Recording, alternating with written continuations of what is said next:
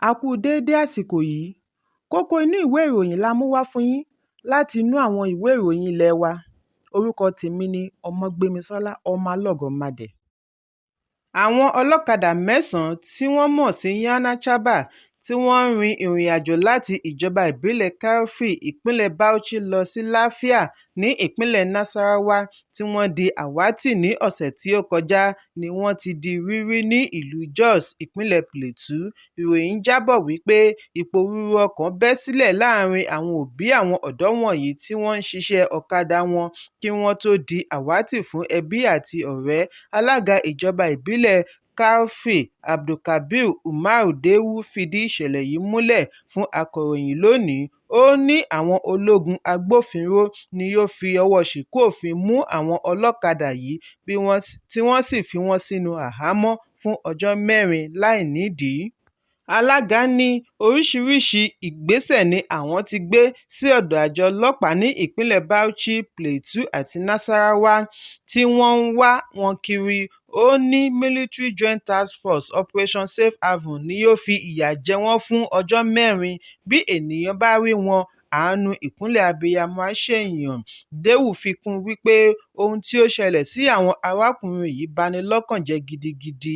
Alága ní bí kì bá ṣe àwọn akọ̀ròyìn pẹ̀lú àwọn mìíràn tí ó bá wọn ké gbàjarè, bóyá ni wọn ìbá ti rí wọn mọ́.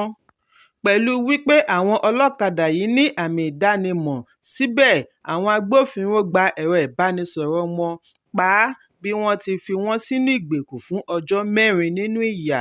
Ẹ̀kúnrẹ́rẹ́ ìròyìn yìí wà nínú ìwé ìròyìn Daily Post tó jáde lónìí. Olú iléeṣẹ́ ẹgbẹ́ òṣèlú People's Democratic Party (PDP) ní ìpínlẹ̀ Abia tí ó wà ní 45 Finbas Road, Umuahia ni a gbọ́ wípé àwọn òṣìṣẹ́ ìjọba Umuahia Capital Development Authority (UCDA) ti tìpa lánàá láì sọ ìdí kan pàtó lé lórí. Àkọlé tí ó wà lára ìgànná ni ó gbà wọ́n ní ìmọ̀ràn kí wọ́n kàn sí ọ́fíìsì UCDA tí ó wà ní 51 Ogurube Layout, Umuahia fún àlàyé.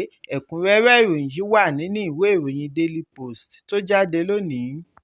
Ìjọba ìpínlẹ̀ Èkìtì ti gba òṣìṣẹ́ ológun tí wọ́n darí sí ìpínlẹ̀ láti bá wọn gbógun ti ìwà ìjínigbé, ọ̀daràn àti àdàlúrú láàrin ìpínlẹ̀.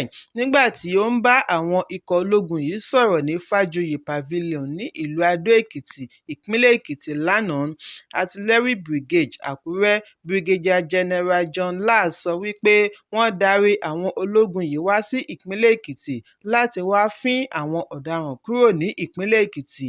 Ó ní àwọn wọ̀nyí yóò gbálégbáta gba inú igbó, inú ijù ìpínlẹ̀ Èkìtì àti agbègbè rẹ̀ ni kí wọ́n lé ibi ọ̀daràn bá faraṣoko sí jáde nítorí kò sí ibi wọ́n lè sá pamọ́ sí mọ́. Brigadier General Lars tẹ̀síwájú wípé ìdúró kò sí, ìbẹ̀rẹ̀ kò sí, àwọn gbọ́dọ̀ ro gbogbo oko àti igbó láàrin wákàtí 24. Iṣẹ́ ṣẹ̀ṣẹ̀ bẹ̀rẹ̀ ni. Olùbádámọ̀ràn lórí ààbò fún ìpínlẹ̀ Èkìtì, Ajagun-fẹ̀yìntì Brigadier General Ebenezer Ogundana sọ wípé wọ́n ti darí àwọn ọlọ́pàá ológun kí wọ́n darapọ̀ mọ́ ẹ̀ṣọ́ aláàbò ti ìpínlẹ̀ láti fi ọwọ́ sowọ́pọ̀ lé àwọn ọ̀daràn kúrò ní gbogbo ibi kọ́lọ́fín wọn nínú igbó.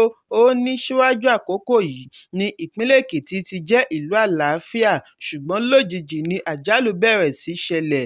Àwọn ìrírí tí wọn kò rí rí bẹ̀rẹ̀ sí ṣẹlẹ̀. Ṣùgbọ́n ní báyìí tí àwọn ológun ti dé sáàrin wọn, ará ìlú lè sùn kí wọ́n tún hanrun. Ó wáá rọ ará ìlú láti máa tètè pèsè ìròyìn tí yóò ràn wọ́n lọ́wọ́ láti gbé ìgbésẹ̀ oníkánmọ́kánmọ́ kí iṣẹ́ lè rọrùn fún àwọn ikọ̀ ológun. Bí Ògúndáná ṣe ṣe aṣojú gómìnà láti kí àwọn ikọ̀ yìí káàbọ̀ sáàrin ìlú. Ẹ̀kúnrẹ́rẹ́ ìròyìn yìí wà nínú ìwé ìròyìn Daily Post tó jáde lónìí.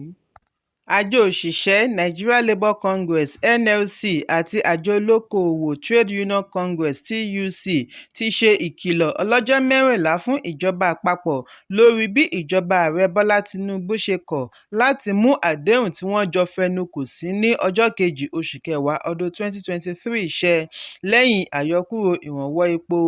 Adarí NLC àti TUC sọ wípé pẹ̀lú gbogbo ìgbìyànjú àjọ òṣìṣẹ́ láti rí i wípé àlàáfíà jọba, èyí kò tún irun kankan lára ìjọba. Ìyà tó ń jẹ aráàlú kò jẹ́ nǹkan kan lójú ìjọba àpapọ̀. Àdéhùn ọjọ́ kejì oṣù kejìlá ni wọ́n ní lọ́kàn wípé yóò mú àdínkù bá ìṣẹ́ òun òṣì tó ń kojú ọ̀pọ̀lọpọ̀ ọmọ orílẹ̀-èdè. Nínú àtẹ̀jáde ni àjọ òṣìṣẹ́ ti kérora wípé àwọn kò ní agbára mìíràn ju kí àwọn gùnlé ìyanṣẹ́lódì lọ kí ìjọba lè wo ọ̀dọ̀ mẹ̀kúnnù àti òṣìṣẹ́. Bẹ̀rẹ̀ láti ọ̀la ni wọ́n fi ṣe ìkìlọ̀ ọlọ́jọ́ 14. Lára àwọn ohun tí ìjọba àpapọ̀ ṣèlérí tí wọn kò múṣẹ ni owó oṣù tó kéré jù tí í ṣe ₦35,000 fún àwọn òṣìṣẹ́. Ẹ̀kúnrẹ́rẹ́ ìròyìn yìí wà nínú ìwé ìròyìn Punch tó jáde lónìí. Àwọn agbébọn tí wọ́n jí ìyàwó pẹ̀lú èèyàn 55 tí wọ́n ń sìn lọ ilé-ẹ̀kọ́ gbé ní Damari, ìjọba ìbílẹ̀ Sabua, ìpínlẹ̀ Katsina ti lérí láti fẹ́ ìyàwó àṣẹ̀ṣẹ̀gbé kí wọ́n sì ta àwọn ọ̀rẹ́ rẹ̀ dànù. Ìròyìn jábọ̀ wípé Ọjọ́bọ̀ tí ó kọjá ni àwọn agbébọn ṣe ìkọlù sí ìyàwó pẹ̀lú àwọn tí wọ́n ń sìn lọ ilé-ọkọ ní agbègbè Sabua bí wọ́n ṣe ń rin ìrìn-àjò nínú ọkọ̀ aláṣìísílẹ̀ open van. Kò dín ní ọmọ ẹgbẹ́ fìjìláńtè 3 tí wọ́n ṣekú pa nínú ìkọlù yìí bí wọ́n ṣe jí àlejò 55 gbé níbi ìyàwó.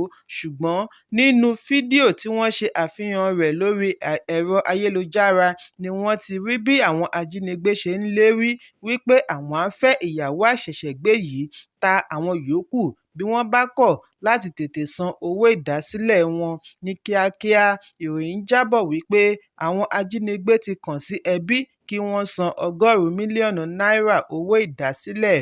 Olórí àwọn agbébọn tí ó wọ aṣọ ọlọ́pàá fi ọwọ́ sọ̀yà nínú fídíò yìí wípé òun ni òun jí àwọn wọ̀nyí kó, kò sì sí ẹni tí ó lè gbà wọ́n kalẹ̀ àyàfi bí wọ́n bá san owó ìdásílẹ̀.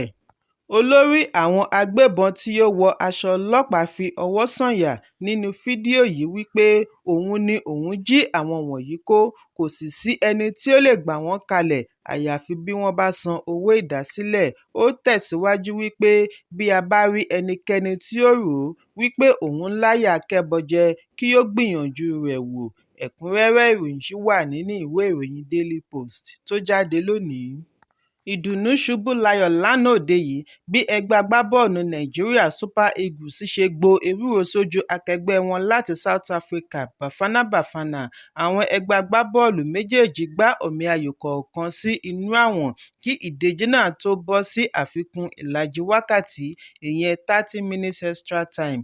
Lẹ́yìn ọ̀rẹyìn, kò sẹ́ni yẹlé wò láàrin àwọn méjèèjì bí ìdíje ọ̀hún ṣe já sí gòlíwò-mi-gbà-sí-ọ.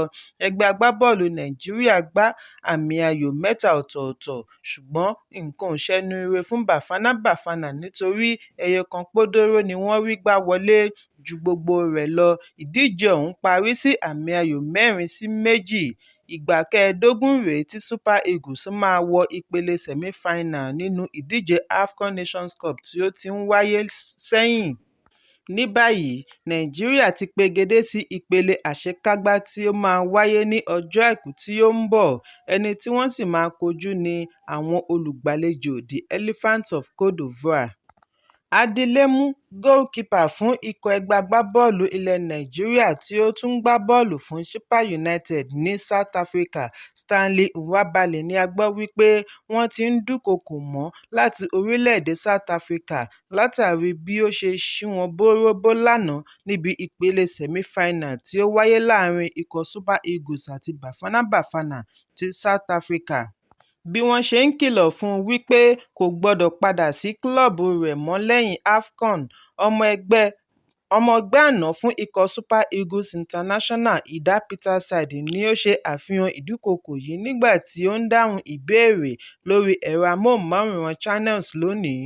bí ó ti sọ wípé àwọn olólùfẹ́ rẹ̀ kan ti kì í nílọ̀ kí ó má padà sí Chippa United ní South Africa lẹ́yìn ìdíje AFCON.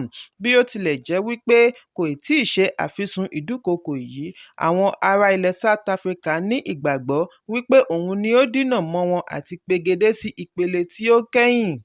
Nwabali ni ó gba àmì ẹ̀yẹ ẹni tí ó dáńtọ́ jù ní alẹ́ àná nítorí kò gbà kí ẹgbẹ́ agbábọ́ọ̀lù South Africa gbá bọ́ọ̀lù wọnú àwọn bí ó ṣe wù wọ́n. Ẹ̀kúnrẹ́rẹ́ ìròyìn yìí wà nínú ìwé ìròyìn The Punch tó jáde lónìí. Kókó inú ìwé ìròyìn tòní kò ní jù báyìí lọ. Ẹ pàdé mi lọ́la fún àkọ́tún ìròyìn. Kí a tó lọ, ẹ má ṣaláì fi àríwísí yín ránṣẹ́, ìyẹn comment, kí ẹ sì bá wa subscribe sí ojúnà wa lórí YouTube kí Kókó inú ìwé ìròyìn lè máa tẹ̀ yín lọ́wọ́ ní kíákíá.